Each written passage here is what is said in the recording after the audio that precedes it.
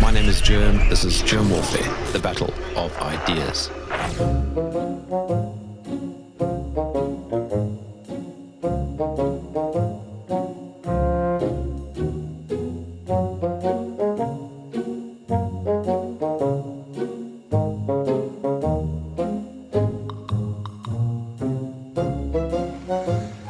Welcome to the sunshine. It's not so sunny today. Tanya's about to arrive. She's the organic winemaker, and this is an experiment with we're making a wine called straw wine. Straw wine. Come and have a look here. The French call it Vin de Pays. The Italians call it Passito. So these are pastures. Winter pasture we've cut down, so it's organic straw from the farm. These are organic grapes. So I literally put this down this morning just to give it a little demo. And we pack the straw out, and then this is going to dry to about 40. The sugar is currently about 23. It's going to dry to 40, 45, depending on what Tanya decides. And then we make wine from it. Once before, I took some straw wine to Germany, and I got to the airport in Johannesburg, and I had a bottle of wine in my rucksack. And the lady said to me, "You can't take wine out." So I used my best Zulu and eventually explained to her that it was called wine, it was actually made from straw, and therefore I should be able to take it out. And she said, fine.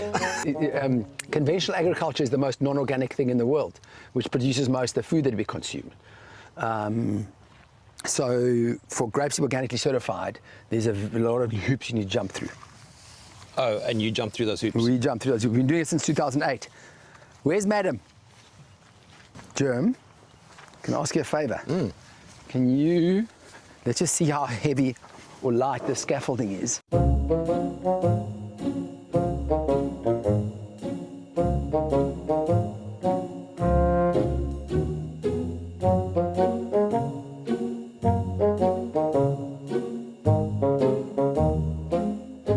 It's like such a rare thing.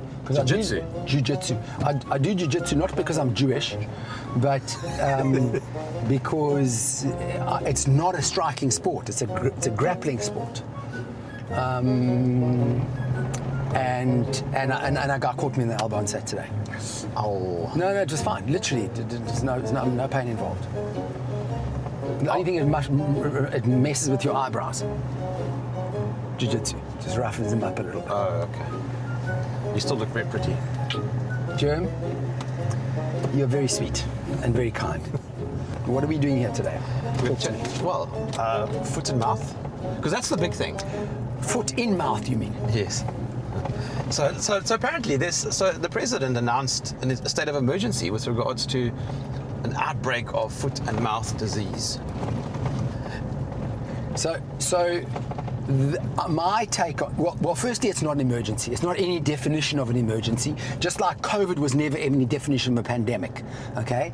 The reason our president is so desperate to try and get something out of foot and mouth is that the leader of the opposition party, who he's forced to be in government with, is the Minister of Agriculture. John Steenhuisen is the Minister of Agriculture. So what he's trying to do, okay, is he's trying to so there's one group of cattle. But we're going to go to another group. Okay, then let's go to the other group. Okay, but I just wanted to explain that. This is a new planting of Sauvignon Blanc vineyard. These are some of the 40,000 trees and shrubs that we've brought into what we call shelter belts, just to bring some diversity onto the farm. So this is the Chenin Blanc vineyard that you and I were talking about, the straw wine. So we're taking some of the grapes here to do a straw wine experiment. Jerm, my take on the foot and mouth thing is that John Steenhuisen is making a huge song and dance about it because he thinks it's something he can actually make a difference to. He's completely misguided, but he's not going to stand for leader of the DA anymore, and he's saying, I'm going to do everything to stop foot and mouth, and Minister of Agriculture. So he's getting a lot of mileage from that. So Cyril Ramaphosa, because he's the leader of the ANC, is suddenly making an issue because he needs to be seen to do something. You know, our government is so bad at governing that they are desperate to try and appear to be doing something. Oh, but foot and mouth, Jerm, foot and mouth has been a scam for 75 years. I don't know if you've read the article that I wrote, that I referenced a man called Frank Newman Turner. Okay, he's open. In those days, they did journalism in the UK. The Times published his letter. Another newspaper published his letter, where he wrote an open letter to the Minister of Agriculture, and said, "Foot and mouth is an animal husbandry disease. It is caused by people not looking after animals properly. I look after my animals, bring any foot and mouth animal onto my farm. We'll mix the herds,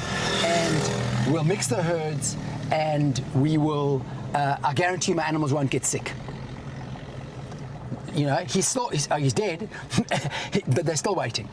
Government will not accept that. They want to come with a pharmaceutical solution, and in the case of the UK, they kill hundreds and thousands of animals. Okay, and it's been happening for 75 years. No one in South Africa is prepared to address why the animals' immune systems are so oppressed, and so they think the pharmaceutical industry is going to rescue them from this thing. It's absolutely ridiculous. It's almost as stupid to think that the pharmaceutical industry is going to rescue you as to think government's going to rescue you. Okay? Unfortunately, our government is incapable and unable and unwilling to help us. It's just lip service. Well, foot and mouth is a disease that causes blisters on the cow's mouth and often causes their hooves to drop off. It has an extremely low mortality rate, around about 1%. Calves are more susceptible than adults. Obviously, the animal's in pain when it happens. But foot and mouth has been around forever. There's the meat and the milk from a foot and mouth animal is exactly the same as a non-foot and mouth animal. So then why did they? So the South African government, why are they worried? Because the Europeans have decided it's a problem, and therefore beef exports have had to stop. It's a problem. In that sense, yeah. It's a problem for everybody, except the pharmaceutical industry. Yes. See, these are called cypresses. And the reason I planted the cypresses, is that You can hold it. the cypress, the cypress is the tree of Apollo, which just reaches straight up into the sky. The vineyard in the background is the plant of Dionysus, which goes down into the ground. Oh, wow. So it's a little bit of polarity. Right. And a bit of poetry. Let's go to the cattle, dude. Okay, cool. The drama around foot and mouth is the exact same drama as around bird flu. Okay, it was the same drama around COVID. It is. Well, COVID is probably a bit more layered and a bit more complicated. But bird flu is the most. No one's prepared to address the fact that 96% of the chickens in this country live in cages. That the factory farmed system is the breeding ground for these diseases. The animals' immune systems are compromised. So it comes from the environment. Okay? And it comes from the environment and is there. To think we're going to get rid of a virus. There's trillions of viruses in the world. Never get rid of a virus if you believe there's such things as viruses. Okay, and I'm not going to get into that argument. I'm not qualified to have an opinion on that. But my simplistic understanding of it is that when an animal's immune system is oppressed, whether it's a human or a pig or a cow or a chicken, it is more susceptible to getting sick. And I don't think it's really that important to know what causes it to be sick. The fact is it's sick. Well, no, because it can be argued that knowing what causes it can help you stop it next time around. So help you stop it. I'm saying if it's make sure the animal's healthy. Yes. That's all. That's all. So fix the terrain. Yeah. I mean, your kid, has he got sick? No. Exactly. You don't need to go and learn, what it is that could potentially make him sick. The fact is, he has been challenged and exposed. Oh, the cattle are down there. The other ones are easier to get to. So should we go to those? Whichever's easier. Yeah, I think maybe we go to the other one. I'll tell you why. Yeah. It's closer, but also it's quite fun. There you've got quite a nice view of the mountains. Oh, let's go there. I think your view is a bit better. So what they do with bird flu in America and here, I mean, bird flu is actually as bad as foot and mouth. So what do they do? Sorry, what is bird flu? What happens? Well, bird flu is called avian influenza. So okay? what happens? It actually kills chickens. Oh. Okay? However, what do? They use the PCR test. Yeah, exactly. And ELISA. But that's the same thing for the cattle. I don't know if they use PCR test for cattle. I know that they use a PCR test for bird flu. Yeah. And like COVID, they will spin it too many times and then it picks up absolutely everything that's there. It's not a risk. I mean, the guy who invented the thing, Gary Mullis, didn't he get a Nobel Prize? Yes. And he said it's not the right diagnostic tool. No, yeah, he said you can find anything you want. Well, there you go. Okay, Yeah. so what do they do with bird flu? They go in, we've got bird flu. We are going to cull every single bird. Every single bird on the farm, whether it's healthy or not. So they kill millions of them, okay? Millions. And then instead of going, you know what? Let bird flu go through. In some cases, 5% will die, 10% will die. So let's say 80% die. Those 20% left have the immunity to deal with it. And therefore, we will breed with those. Surely it's a logical thing to do. Yes? But has it ever... But they don't do that. No. They just kill millions and millions of birds. But has it ever happened where that disease has wiped out that many? I don't know. I'm told by the old timers that there has been bird flu and it's killed a few. Sometimes it's killed more, sometimes it's killed less. But it's the same philosophy, Jerm. You're not addressing the underlying problem, which is that you've compromised the immune system of the animal through the way that you farm. And so any sickness is going to make them sick. Let's hop out here, Jerm. Excellent. Okay.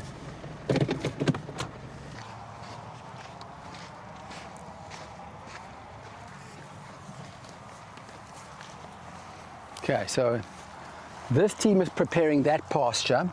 So we don't have a permanent irrigation system there. So what we're doing is we're moving the irrigation lines so we can have these channels for the cattle to graze. So we move the cattle 4 times a day. 4 times a day? Yeah. So you have a look, Jerm. She might do it again. Let's just see if she goes and licks. She pushed her nose under I think your camera didn't catch it, but she had pushed her nose. She's standing there, she's probably going to do it. They put their noses under that canvas. I'll explain now what the story is there. Okay. Where do we start? Well, let me tell you first about the donkeys. The donkeys are, when we had sheep, we'd have a thing called a rooikat, which is a caracal. Terrible, terrible, terrible predator. Which is the bane of my chicken's life. Used to attack the sheep. And then we got donkeys, because we do this high density grazing. So the principle of high density grazing is very simple. A lot of animals, small space, short period of time, followed by a long resting period. Okay? We are very lucky, we can irrigate in summer. There's my irrigation team, putting in the sprayers directly behind the cattle, so they're going to be able to irrigate that this afternoon, and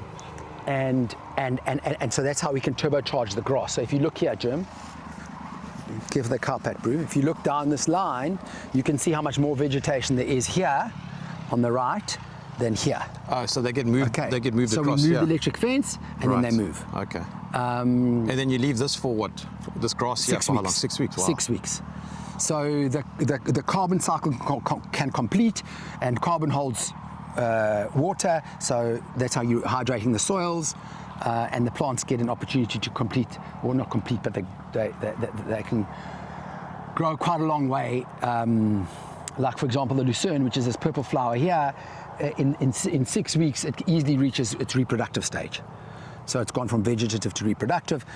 So a lot of animals, let me backtrack again. A lot of animals, small space, short period of time, followed by a long rest period. It is like the most important underpinning. Is that what you do? Is that what you call regenerative farming? It is an element of regenerative farming.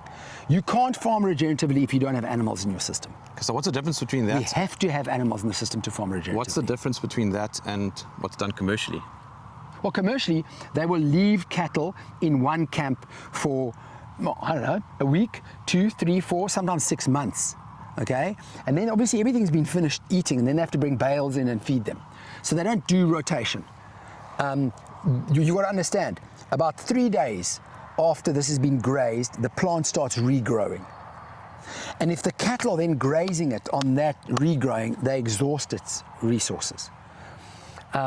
So the most fertile soils in the world are the US prairies. And those were created by millions and millions of herds of herbivores before the white man decided to shoot them out. And they would be moved by wolves and Indians all around, and then they would come back 6 months, 2 years, or whatever it is, later to that area. But because you've concentrated your animals, you've got a lot of manure and urine in one place. And that is what creates the fertility and the biology to have more growth like here, okay? Now, 90% of all antibiotics go to animals. Only 10% goes to humans. Yeah. Just ponder that. Which is not that's why it's no mystery that when people get sick and they take antibiotics, they don't get better, usually. Because what? They've had all those antibiotics for free in their meats. Okay. These animals, I'm not going to say will never, but probably 98% of them will never get an injection in their lives. If one is very, very sick, we'll give it an antibiotic. And the vaccine? What? Foot and mouth vaccine? I'm guessing not. I know you're filming this for people in England, okay? But I don't have DOS tattooed on my forehead. I think you can translate that, okay? So DOS, actually let's... DOS is a Sam Harris, okay? I don't want to use the word CUNT anymore. I just prefer Sam Harris. Well, DOS is Afrikaans, so it's DOS Afrikaans, it's a derogatory term, okay? So Jerm is baiting me. He's baiting me for the camera, okay? Stop baiting me, bud. They can look it up. Over my dead body will these animals get an FMD jab. All right. But you don't have any issues with sores in their mouth or anything on their hooves, eh? No. Can we go closer? Of course we're going to go closer, but I just need to go back to the antibiotic thing, okay? So 90% of all antibiotics go to animals and only 10% to humans. These animals will most likely never get, and if anyone gets, it might be 2 or 3 throughout the year, right? So there are 2 reasons why animals do not get antibiotics. The first is what I've just explained to you about the regular moving of them, okay? So it'll be 6 weeks' time before they come back here, and this will have recovered like that. That's number 1. Number 2 is this thing over here, which unfortunately we were like split seconds too late to get her, hello friends, to get her medicating for herself. Okay, this thing is called a free choice mineral lick, and it works like this. All soils are deficient. All plants growing in the soil are deficient. All animals eating those plants are deficient. Deficiency becomes disease. These animals know what they're missing, so they cruise in here and then they medicate for themselves. Okay, I can talk you through all these different minerals. It's on the website. The principle is the animal knows what it needs. 30% of what they take in fixes the internal imbalance. The rest comes out the back end biologically available. So those urine marks, those cow pats have the appropriate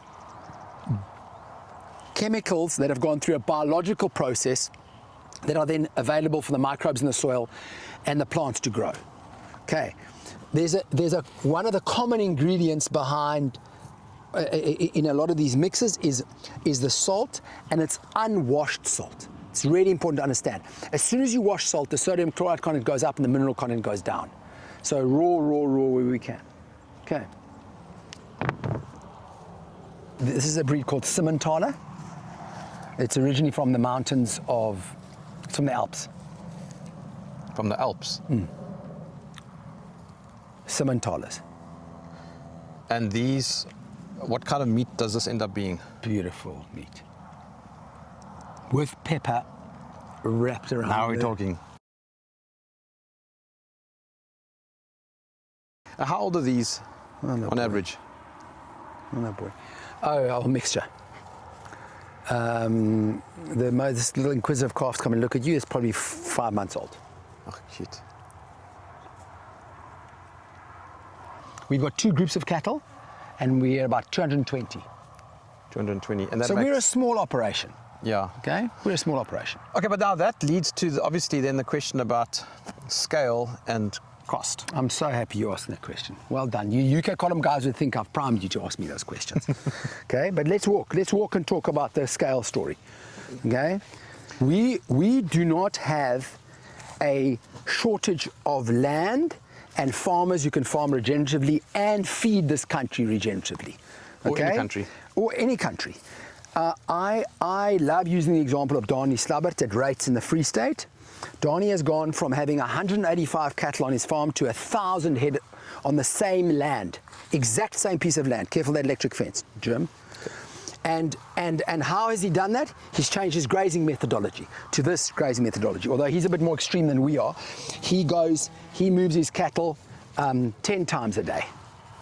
Okay, so we have millions of hectares of marginal land. We have a lot of hectares, probably in the millions, dedicated to planting maize. Maize is not even in the cow's diet, okay? I did an exercise with a friend a few years ago. I put it on my website. Can South Africa be fed regeneratively? I made a whole lot of assumptions, such as all cattle come out of feedlots, they come onto pasture. We convert all the sugarcane plantations into pasture. Sugar just makes sick and fat. Gum plantations out. The maize will get cut in half because the pigs and the chickens need maize, but not the sheep or the cattle. And under that circumstance, we become a net exporter of grass-fed, grass-finished beef. It's entirely possible to feed the country regeneratively.